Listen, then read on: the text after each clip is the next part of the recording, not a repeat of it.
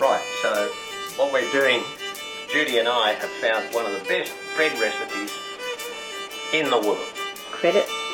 And credit to Heather Ridgway, who comes here. She gave it to us, and it comes from somewhere, but I can't remember. But it's the simplest recipe, and the way I do it is I use 750 grams of plain wholemeal flour and 250 grams of wholemeal. And look at that, Kyella, The organic, stone ground. Ground.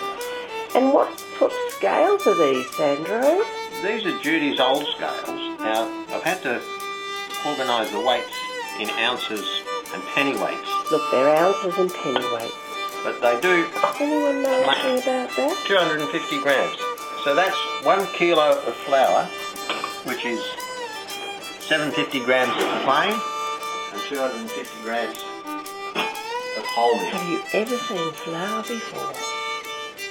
In goes... 1 tablespoon of yeast, dry yeast. And what yeast is that? Lowen's Not dry too yeast. quick, I'm not, yeah. Just dry yeast. 1 tablespoon of salt. That's terrible salt.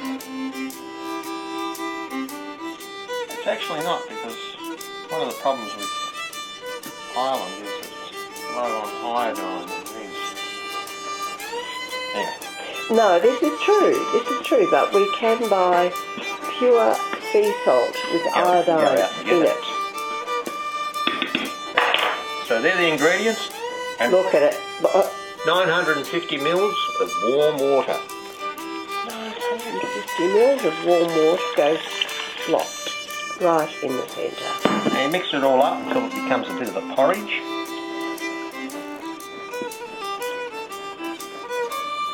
Mixing. Not too fussy. You don't have to be very fussy at all. No. We don't need the Kenwood chef out for this. Circa 1970. No. We save that for special things, like pizzas.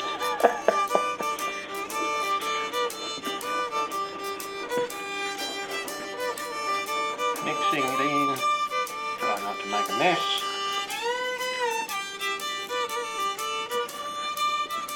And I'm looking at that bowl and thinking, how I miss the Hurstbridge op shop. Now, it's true, and this is a very generous bowl, and it's the ideal bowl to make this quantity. But if you don't have a bigger bowl as this, you can halve the quantities and do everything by half, and just make half of it. Or make 1 large loaf or 2 small loaves. Because the way we do it is we make 4 small loaves. That way we keep 1 loaf that we're eating, 1 in the fridge, and 2 in the freezer. So well organised. Have to be, dear. Well, that's right, but not that well organised that we actually have a chef's outfit nor hat here. This is an all-round Sandro hat. Serves very well on the windy beach walks. And serves very well when you're out chopping the firewood. As you can see, we've just got a bit of a porridge. I'll go for a close-up. Go for a close-up. Look at this mess. Like a sponge, really. And that's all you do. So now, wonderful. what I do is... I can see it working already. I can... Loves you.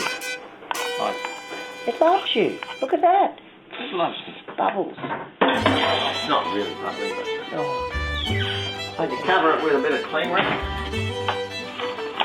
Not my favourite substance in the world, but... When you need it. Bang it in the fridge. And what fridge are you putting this in? Don't look at the fridge. Bang it in the fridge overnight. Bang it in the fridge overnight. And tomorrow I'll come in and I'll do what I did earlier today with the loaf that you saw me put in the oven, which will be coming out in about maybe 20 minutes time. It's a beautiful thing. And I might actually turn it around. And whose kitchen is this? I know that this oven, I'll just tell you that. Oh, okay, the oven. This oven gets a bit hotter at one corner, So what I'm going to do is turn the bread around now. But nobody knows the bread is in there. This is one Sandro made before. No, we put the bread in. Okay. Turn it around.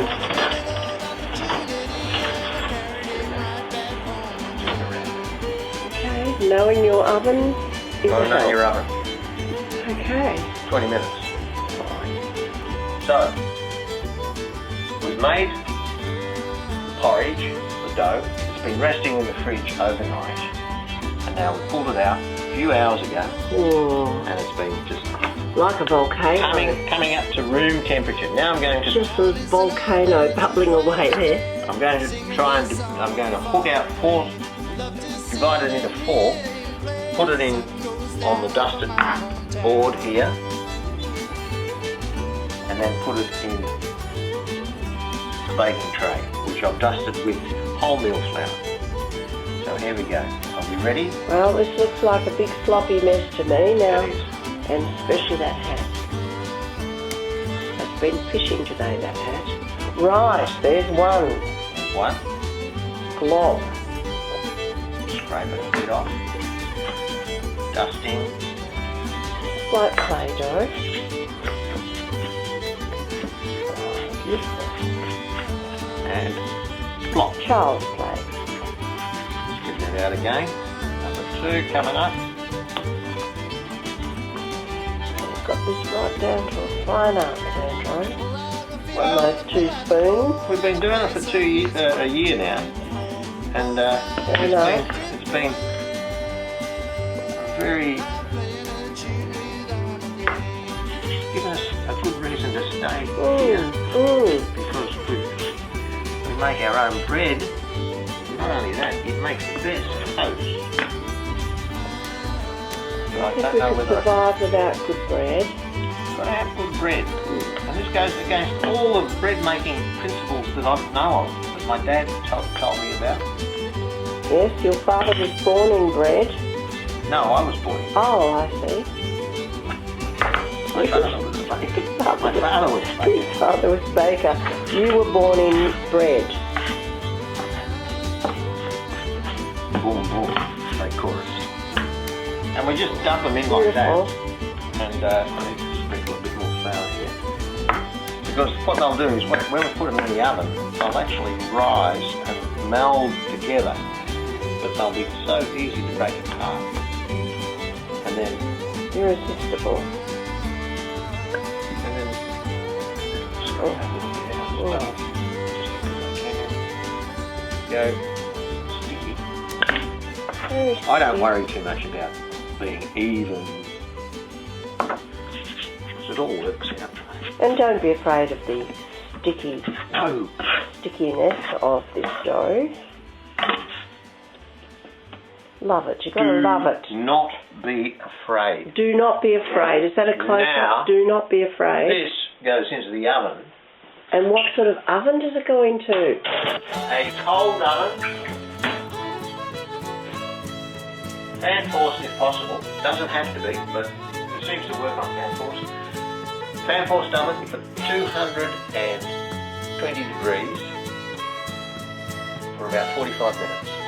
Sounds easy. And it's fabulous. Beautiful. See you at the other end. Thank you. Okay, so it's been 45 minutes into the cold oven, and now we're going to bring the bread out. What have we here? Oh, if you could only smell it. Look at that. Perfect. That's perfect with a purr. Turn it out. And it doesn't stick.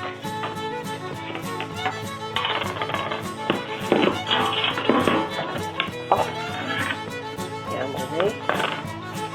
This is beautiful at the top. Well, there we go.